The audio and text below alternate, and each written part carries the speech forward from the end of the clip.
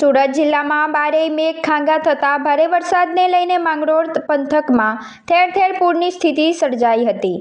સુરત જિલ્લા કલેક્ટર તેજસ પરમાર અને જિલ્લા એસપી રાજેશ ઘડિયાએ પૂર અસરગ્રસ્ત વિસ્તારોની મુલાકાત લઈ પરિસ્થિતિનો તાગ મેળવ્યો હતો। તેઓ સાથે માંગરોળના ધારાસભ્ય ગણપત વસાવા પણ હાજર રહ્યા હતા। આ દરમિયાન પૂરગ્રસ્ત વિસ્તારમાં પોલીસ અને ફાયર એસડીઆરએફ દ્વારા સતત રેસ્ક્યુ કામગીરી પણ કરવામાં આવી હતી। એટલે રાજ્ય સરકારે જે સાવચેતી વાપરી એના કારણે પ્રજાને ઓછી મુશ્કેલી પડે એ પ્રકારની બધી જ તકેદારી રાખવામાં આવી છે। પણ આરોગ્ય વિભાગની ટીમો ગ્રામ્ય વિસ્તારની અંદર કામે લાગી છે અને આવતીકાલથી સર્વેની ટીમો પણ જશે।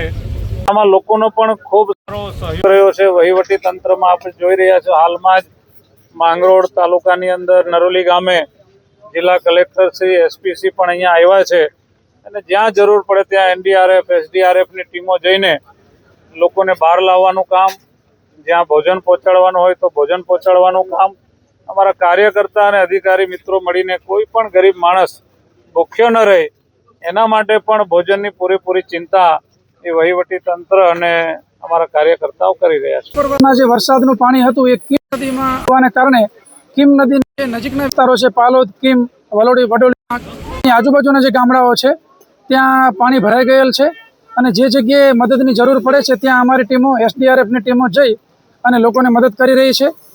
અમુક લોકોને રેસ્ક્યુ કરી અને સહી સલામત જગ્યાએ શિફ્ટ કરવામાં આવ્યા છે અને એમની જે કંઈ પ્રાથમિક જરૂરિયાતો છે એ ઉપલબ્ધ કરાવવામાં આવી રહેલી છે। ખાસ કરીને જિલ્લાના નાગરિકોને એ અમારા તરફથી અપીલ છે કે જિલ્લા વહીવટીતંત્ર દ્વારા, પોલીસ દ્વારા જે કંઈ સૂચનાઓ આપવામાં આવે છે એનું અવશ્ય પાલન કરો, સતર્ક રહો અને પોતે અને પોતાના પરિવારને સુરક્ષિત રાખો। કીમ નદીનું સ્તર વધતા સ્થળાંતર તો કરવામાં આવ્યું, રાત્રિ સ્તર વધ્યું તેથી વધારે આવશ્યકતા જણાતા અત્યારે સ્થળાંતર કામગીરી ચાલુ આપણે કર્યું છે। એટલે સ્થળાંતર પ્રિકોશનના ભાગરૂપે આપણે કરતા હોય છે, જેથી પાણી ભરાય તો તેના પહેલા જ આપણે સ્થળાંતર કરી અને આ કામગીરી 1000થી વધારે 3500થી વધારે લોકોનું સ્થળાંતર અલગ અલગ જગ્યાએ કરવામાં આવે છે। સર, એસડીઆરએફ, એનડીઆરએફ અને અન્ય જે ટીમ છે, કેટલી ટીમ સુરત જિલ્લામાં અત્યારે હાલ કુલ એક એનડીઆરએફ ટીમ છે, તેમાંથી એક એસડીઆરએફ આપણે માંડવી અને માંગરોળ ખાતે અને એક એસડીઆરએફ છે અત્યારે ઉલપાડ ખાતે આપવામાં આવી છે। આર્મીનું પણ એક કોલમ છે, એક ટુકડી અત્યારે આપણે કીમ અને ઉલપાડમાં આપવામાં આવી છે।